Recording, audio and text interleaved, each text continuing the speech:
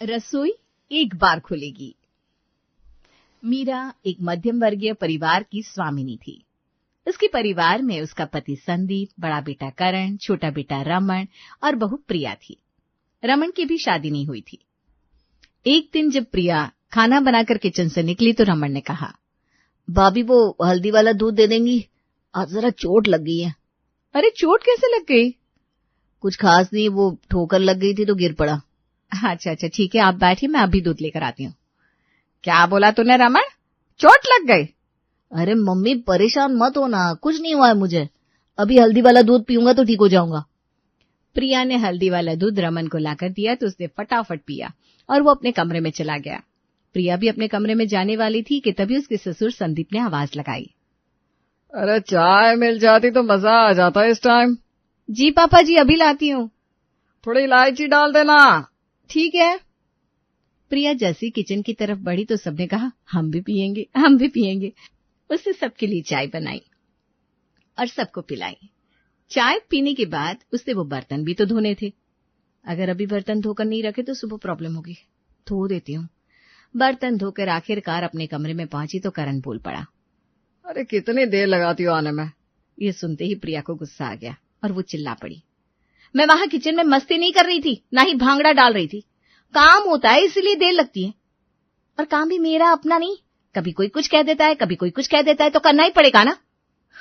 अरे तुम तो गुस्सा ही हो गई, मैं तो यूं ही कह रहा था। नहीं, मैं गुस्सा नहीं कर रही हूँ, बस एक बात बता रही हूँ आपको।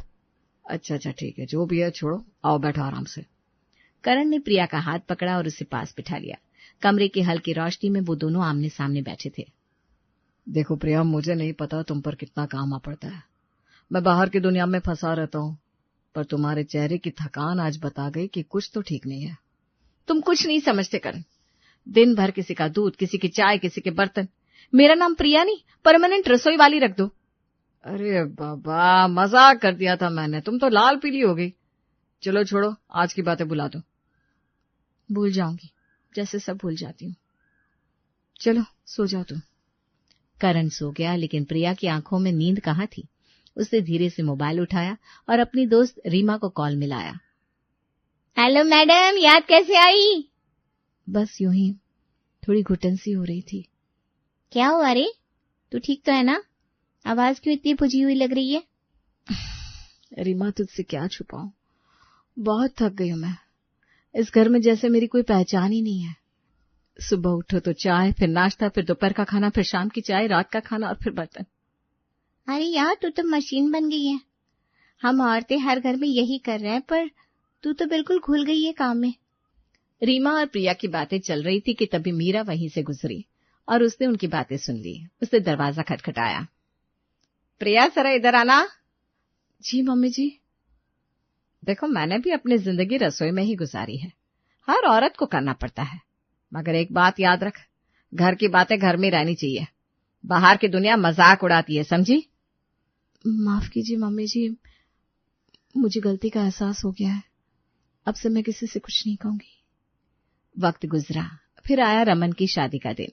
रमन की शादी तानिया से हुई और उसके आने से जैसे घर में बहार आ गई मेरी छोटी बहू, जैसे लक्ष्मी घर में पधारी हो। तानिया, अब तुम आ गई हो तो मेरा साथ देने वाली आ गई। अब रसोई में दो बहुएं कमाल कर देंगी। जी क्या मतलब? मतलब तुम मेरी हेल्पर बनकर आई हो। अरे डरो नहीं, मजाक कर रही हूँ। घबराओ मत। वहां मौजूद सब हंसने लगे। अगले दिन सुबह सुबह ही प्रिया और तानिया ने एक साथ रसोई संभाल ली, एक जैसी साड़ियों में, हाथ में बेलन और कड़छी लिए, मानो दो रण बांकुरिया युद्ध के लिए तैयार हो। तानिया भी रसोई के काम में काफी एक्सपर्ट निकली, सब्जी काटना, रोटियां बेलना, पराठा को फुलाना, जैसे कोई शेफ हो। दीदी, आपने सही कहा था, मिलकर करेंगी तो मजा आएगा। बस अब तुम आ गई हो तो मैं भी थोड़ी सांस ले सकूंगी। शुरू में तो सब कुछ हंसी खुशी चल रहा था, लेकिन जैसे जैसे काम का बोझ बढ़ा और हर थोड़ी देर में कोई कुछ मांगने लगा, तानिया के चेहरे की मुस्कान भी पिघलती चली गई। दोनों ने दोपहर का खाना बनाया और जैसे ही किचन से निकली, अगर आज कस्टर्ड मिल जाता ना तो पेट भी बोलता, वाह बेटा वाह। अभी अभी तो निकली हूँ रसोई से, जरा बैठने तो। अरे ठीक है, आराम कर लो, बस दिल कर रहा था कि दोपहर के खाने के बाद कस्टर्ड खा लूं, नहीं तो रात को तो लेट हो जाएगा ना। तान्या ने गहरी सांस ली और मुड़कर फिर किचन में चली गई। हाँ जी, क्यों नहीं, हम तो मशीन है, बटन दबाओ, मिठाई कस्टर्ड जो मांगोगे मिलेगा। थोड़ी देर बाद प्रिया भी किचन में आई और तान्या को देखकर ठिठक गई। अरे फिर से किचन में? अभी तो निकली थी। दीदी ये घर तो एक मिनी होटल है, हर घड़ी नया ऑर्डर, हमें अपने लिए टाइम ही नहीं मिलता। आप समझी, अब सोचो जब मैं अकेली थी सब करती थी तो कैसे करती होगी। अब तो तुम हो तो थोड़ा बंटवारा हो गया। आप तो देवी है देवी, मैं तो अब से आपको रसोई की रानी ही कहूंगी। फिर दोनों ने मिलकर कस्टर्ड तैयार किया और सबको परोसा। वाह, आज तो मजा आ गया, ये कस्टर्ड तो होटल के कस्टर्ड को भी मात दे रहा है। सच में कमाल है। अब दोपहर के खाने के बाद शाम का वक्त आया और सबकी वही पुरानी फरमाइश, चाय। ठीक है, मैं बना देती हूँ चाय। जैसे ही प्रिया चाय बनाने गई तो आवाज आई, सिर्फ चाय? चाय के साथ अगर गर्मा गर्म पापड़ मिल जाए तो मजा आ जाए। मैं तो सोच रही थी आज थोड़ा आराम मिलेगा, पर जेठानी जी आपके पतिदेव ने तो फिर से आदेश दे दिया। चलो रसोई की यात्रा दोबारा शुरू करते हैं। दोनों ने मिलकर चाय और पापड़ तैयार किए। जैसे ही लेकर निकलने वाली थी तो ससुर की आवाज आई, अरे मैं पापड़ नहीं खाऊंगा, एक गरम पराठा डाल देना। हे भगवान, ये क्या बवाल है। दीदी आप पापड़ और चाय ले जाइए, मैं पराठा बनाकर लाती हूँ। जब तक तान्या पराठा लेकर आई चाय ठंडी हो चुकी थी। फिलहाल चाय पीकर वो लोग फ्री हुए तो इतने में रात का खाना बनाने की बारी आ गई। तान्या का मूड अब उखड़ चुका था। वो तो आज मूवी देखने जाना चाहती थी, लेकिन अब घर के कामों ने वो सपना भी खा लिया था। रात में वो रमन से बोली, मैंने सोचा था आज मूवी देखेंगे, लेकिन हमें तो अपने लिए समय ही नहीं मिलता। ये घर का काम कभी खत्म ही नहीं होता। अरे यार थोड़ा एडजस्ट कर लो ना, सब करते हैं। ओ, तब बोलना भी गुनाह है। इधर प्रिया भी करण से बात कर रही थी। पूरा दिन आराम नहीं मिलता, दिन भर दौड़ती रहती हूँ। अब तो तुम्हारी देवरानी भी आ गई है, फिर भी थक जाती हो। लगता है प्रॉब्लम काम में नहीं है, तुम में है। वाह वाह वाह, अब मेरी मेहनत पर भी सवाल उठाओगे। दोनों जोड़े अपने अपने कमरे में बहस करते करते सो गए। अगली सुबह जैसे ही नाश्ता तैयार हुआ सब लोग टेबल पर इकट्ठा हुए। मीरा ने दोनों बहुओं की तरफ गौर से देखा और पूछा, क्या बात है, कल रात तुम दोनों की लड़ाई की आवाजें आ रही थी, कोई मुद्दा है क्या? बताओ, मैं हूं ना सुलझाने के लिए। नहीं मम्मी जी, ऐसा कुछ नहीं है, बस ऐसे ही। हाँ मम्मी जी, थोड़ी बहुत तकरार हो गई थी, छोटी मोटी बात थी। अरे छुपाओ मत, मैं सब समझती हूँ। अब खुलकर बताओ, वरना मैं अपने तरीके से अंदाजा लगाऊंगी और फिर तुम्हारी खैर नहीं। अब दोनों बहुओं ने एक दूसरे को देखा, जैसे कह रही हूँ अब तो बताना ही पड़ेगा। असल में मम्मी जी बात यह है कि हम लोग सुबह से लेकर रात तक बस काम ही करते रहते हैं और हमें अपने लिए जरा सा भी समय नहीं मिल पाता। मम्मी जी आप समझिए ना, बस काम काम काम, हम इंसान है, मशीन नहीं है। मीरा ने तुरंत ठहाका मारा और कहा, अरे वाह, अब तो बहुएं आजादी मांगने लगी। सुनो, जब मैं इस घर की बहू बनकर आई थी ना, तब तो दिन रात अकेले सब कुछ करती थी, ना कोई हेल्प ना कोई आराम। और तान्या, तुम्हें कम से कम एक जेठानी मिली है। सोचो प्रिया का क्या हाल होता होगा जब वो अकेली ये सब संभालती थी। मम्मी जी मैं आपकी बात समझती हूँ, लेकिन फिर भी क्या हमें अपने लिए थोड़ा सा वक्त नहीं मिलना चाहिए? ठीक कह रही हो। सही मायनों में समाधान यही है कि तुम्हारे पति भी थोड़ी मदद करे। इतना सुनते ही रमन और करण चाय छोड़कर सीधी कमर सीधी करने लगे और बोले, क्या हमसे मदद? अरे हम तो दिन भर ऑफिस में सर खपाते हैं, थक कर आते हैं, अब घर आकर बेलन भी चलाए क्या? हाँ मम्मी, ये तो गलत बात है, हम थके होते हैं, थोड़ा चैन चाहिए हमें घर पर। अब बहस गर्म होने लगी। प्रिया और तान्या तर्क दे रही थी और पति अपनी मजबूरी बता रहे थे। अब तक शांत बैठे संदीप जी ने जोर से खंखार कर कहा, बस करो सब लोग, मुझे लगता है लड़के सही कह रहे हैं। मर्दों का काम क्या है रसोई में, ये तो औरतों का इलाका है। क्या मतलब? तो फिर हम आराम कब करें? क्या हम कभी इंसान बनेंगे? हाँ पापा जी, अगर यही चलना है तो हम काम वाली रख लेते हैं। काम वाली? बिल्कुल नहीं, उसका कोई भरोसा नहीं होता। खाना कैसा बनाएगी, सफाई करेगी कि नहीं, मुझे भरोसा नहीं है बाहरी लोगों पर। तो फिर क्या करें, कुछ तो हल निकालो।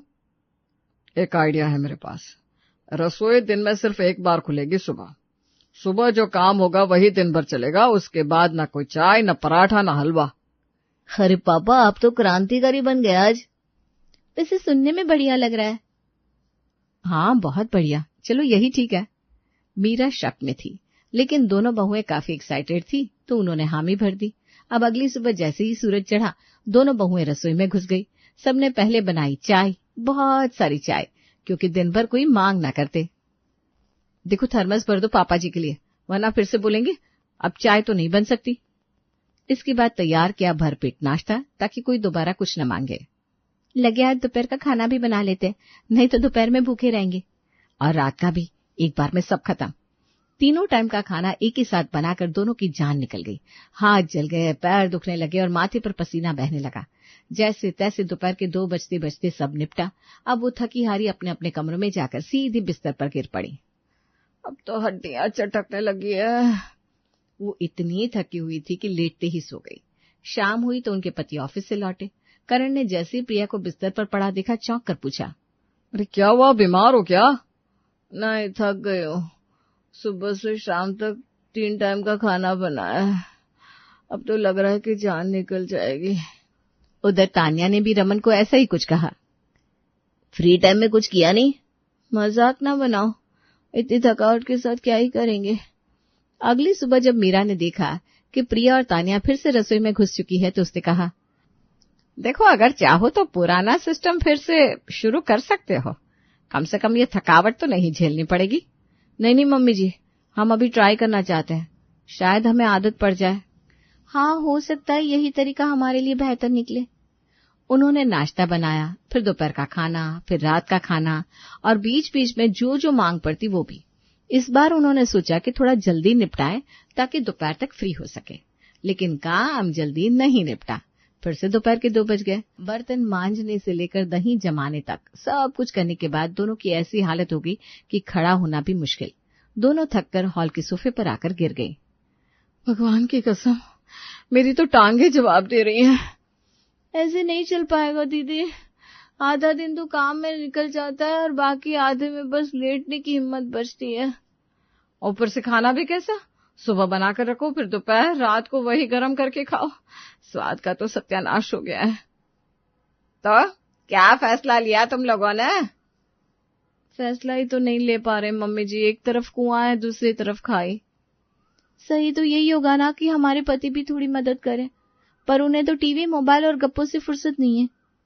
मीरा ने उनकी बातें सुनी पर कुछ नहीं कहा। एक लंबी सांस भरकर चली गई। प्रिया और तान्या ने आखिर में यही तय किया, अभी तो हम ये नया सिस्टम ट्राई करते रहेंगे, अगर नहीं चला तो देखते हैं क्या करना है। अगले दिन शाम को एक नया मोड़ आ गया। घर में अचानक ताई जी आ धमकी, बहुओं, एक कप गर्मा गर्म चाय लाओ जरा, और साथ में पापड़ भी सेंक देना। प्रिया और तान्या ने एक दूसरे की शक्ल देखी, फिर थर्मस में से चाय निकालकर कप में दी। हे राम, ये तो बिल्कुल बासी है। क्या ये चाय है या हलाहल? मुझे यही पिलाओगी? ताई जी, दरअसल अब हमारे घर में एक नियम बन गया है, रसोई सिर्फ एक बार खुलती है, इसलिए सुबह ही सब कुछ बना लेते हैं, चाय खाना सब। क्या? ये कौन सा उल्टा सीधा नियम है? अब मैं पापड़ कैसे खाऊंगी और खाना? सब सुबह का बना रखा है, हद है भाई। अरे दीदी, थोड़ा समझो ना, लड़कियां बहुत थक जाती हैं। हमने एक सिस्टम बनाया है जिससे सब मैनेज हो जाए। तुम सब पगला गए हो। मैं तो समझी थी बहुएं मुझे गर्मा गर्म चाय और कुरकुरे पापड़ देंगी, पर यहाँ तो बस नियमों का आतंक है। जा रही हूँ मैं। अरे ताई जी, रुकिए तो सही। ताई जी, हमारी बात तो समझिए। नहीं भाई नहीं, मुझे इस नियमों वाले घर में एक पल नहीं रहना। और वो गुस्से में बड़बड़ाती हुई बाहर निकल गई। मीरा, प्रिया और तान्या तीनों ने एक दूसरे की शक्ल देखी और सर पकड़कर बैठ गई। अगले दिन सुबह का सूरज अभी ढंग से निकला भी नहीं था कि दरवाजे पर बेल बजी। अरे कोई तो देखो, कौन आया इतनी सुबह? अरे बाप रे, बड़ी ताई जी, नमस्ते नमस्ते, आइए आइए, कितना अच्छा किया आप आ गई। ताई जी ने अंदर कदम रखा, चारों तरफ नजर दौड़ाई और फिर सीधे प्रिया और तान्या की ओर देखा जो थकी थकी सी लग रही थी। क्या रे बहुओं, ये क्या हाल बना रखा है? चेहरों पर तो जैसे करेला चबा के बैठी हो, कोई बात है क्या? कुछ खास नहीं ताई जी, बस थक गए थोड़ा। वो असल में हमने एक सिस्टम बनाया है कि बस एक बार ही किचन खुलेगा, सारा खाना पीना एक बार में बनाओ। और क्या मतलब, मैं अगर अभी चाय मांगू तो सुबह वाली बासी चाय पिलाओगी? वो थर्मस में रखिए ना ताई जी, अभी भी गर्म है। थर्मस में है तो क्या ताजमहल है? और मेरे पापड़ का क्या, वो भी सुबह के बने ठूस दोगी? ये कौन से उल्टे सीधे नियम बना रखे तुम लोगों ने? असल में बहुओं ने बहुत मेहनत की है और बाकी कोई मदद नहीं करता घर में, तो इन्होंने तय किया था कि बस समझ गई सब, इसका एक ही समाधान है। क्या ताई जी? घर का काम सिर्फ बहुएं क्यों करें? क्या घर में सिर्फ 2 ही प्राणी जिंदा है? मर्द क्या चांद पर चले गए? अरे उनके भी हाथ पैर है या फिर शुद्ध सजावटी सामान है? लेकिन ताई जी हम ऑफिस जाते हैं, थक जाते हैं।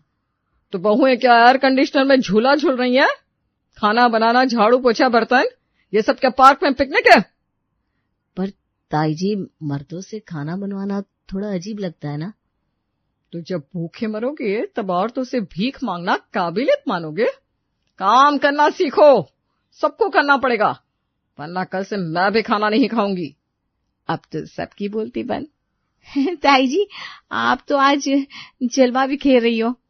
अभी तो जलवा शुरू हुआ है। चलो उठो सब, अब मेरे लिए नाश्ता बनाओ। मैं बनाती हूँ। ना ना ना, सिर्फ बहू नहीं, रामान, कारण तुम भी चलो। एक पानी रखो उबालने, दूसरा टोस्ट सेंको और तीसरा पापड़ तलो। और कोई बाहर से ठंडी कोल्ड ड्रिंक भी ले आना। चाय पसंद नहीं आई तो काम आ जाएगी। सब एक दूसरे को देखते हैं, फिर मुस्कुराते हुए आगे बढ़ जाते हैं। थोड़ी देर में ताई जी सोफे पर आराम से बैठी चाय और पापड़ खा रही थी। देखा, सब मिलकर करो तो काम भी जल्दी होता है और कोई थकता भी नहीं है। सही कहा, आज घर में पहली बार सबके चेहरे खिले हुए लग रहा है। और पहली बार कोई पंखा साफ कर रहा है, जो कभी खुद हवा खाने ही बैठ जाता था। और यूं एक घर जो पहले सिस्टम में उलझा था, अब मिलजुल कर चलने लगा, एक नई शुरुआत के साथ, जहां सबका हाथ सबका साथ था।